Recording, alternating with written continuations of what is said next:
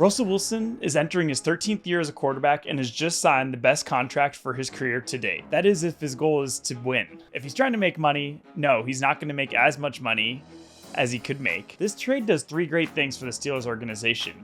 It'll make George Pickens happy to have a guy who can throw the ball down the field. That's what he's been wanting for all of last season. They'll have extra firepower at QB at a cheap price that can't hurt the team like it's hurt the Broncos now. And also, when you compare Russell Wilson to Kenny Pickett, he's been an absolute superstar, and he doesn't look like he can be stopped if you were to compare the two. Now, in reality, we know Russell Wilson is aging, getting slower, but we're going to go into details about how this contract is great for both parties and how it satisfies everybody's needs, especially if Russell's goal is to actually win and not just make money. Russell Wilson, over the last 2 years, has received a lot of heat for how bad he's done with the Broncos. It was the first time in his career he's had a losing season, let alone 2 losing seasons, going 11-19 over the last 2 years. He's had 2 different coaches, two different types of offenses, and completely different teams with the Broncos. The problem started from the very beginning when he got traded to the Broncos. He was with new head coach Nathaniel Hackett, who was originally brought to the Broncos to help Aaron Rodgers at quarterback and satisfy his needs so that the Broncos could bring him over. But then they switched management during this time to the Walton and Penner family, the people who actually own Walmart. And they decided, you know what, we're all in on Russell. We got Russell now, so we're going to give him a big contract.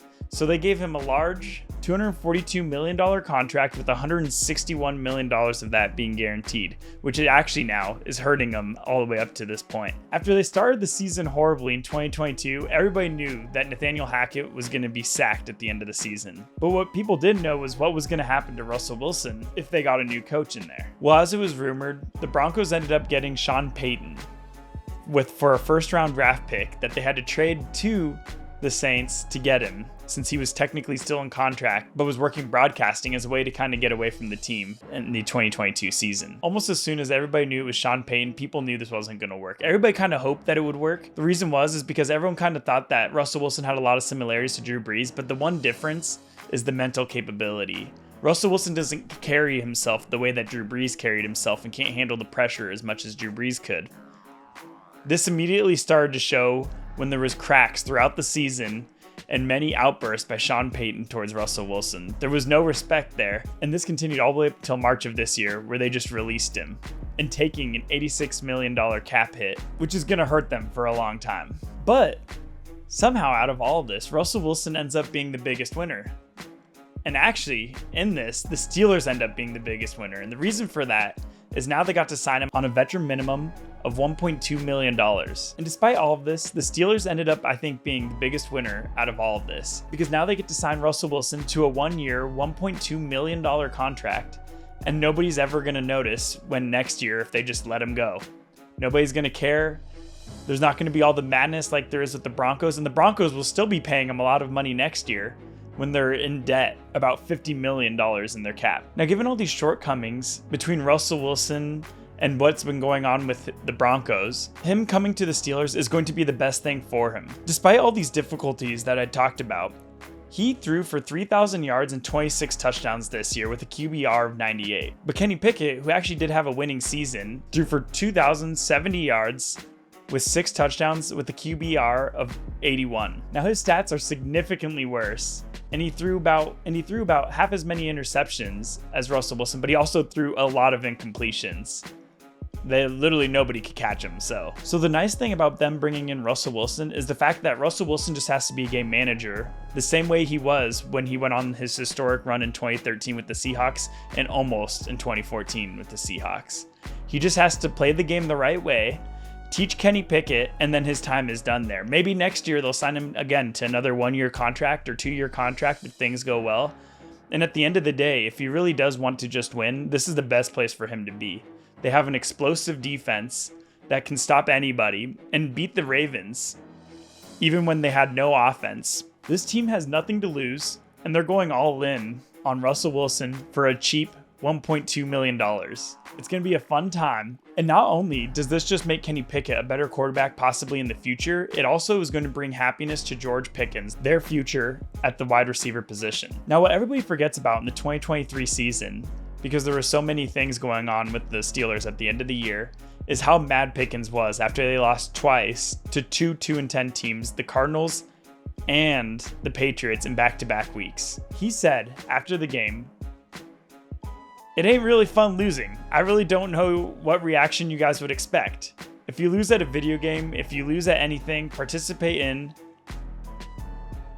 If you lose at anything you participate in, you're going to be mad. That's the biggest component of it. I just want to win. Pretty simple." Now, this does sound pretty simple, but the thing is, what this doesn't explain was how bad George Pickens was for the team. He wasn't blocking, he wasn't doing what he was supposed to be doing on the field, he would give up on routes, and this is because he knew Kenny Pickett simply couldn't give it to him. And it's not like Mitchell Trubisky was any better, and honestly, Mason Rudolph was the best out of all of them going late into the season, and that's where it kind of disappeared, because Mason Rudolph was trusting him and just kind of giving him the ball when he needed to. And it wasn't just George Pickens who was mad, Deontay Johnson was also doing the same thing. But the thing is, I don't think the Steelers are planning on keeping Deontay Johnson, as they are just a farm for good wide receivers. And I think they see a future with George Pickens, and they would rather keep him for another 2 years cheap and then pay him a big contract if they need to. Now, what Mike Tomlin did really good during this whole situation where his wide receivers weren't trying and everybody kind of started to lose hope in the quarterbacks is he never lost faith. He always stayed collected and supported his players and never lost sight of what the end goal was, which was making the playoffs, which they did end up making, but losing in the first round.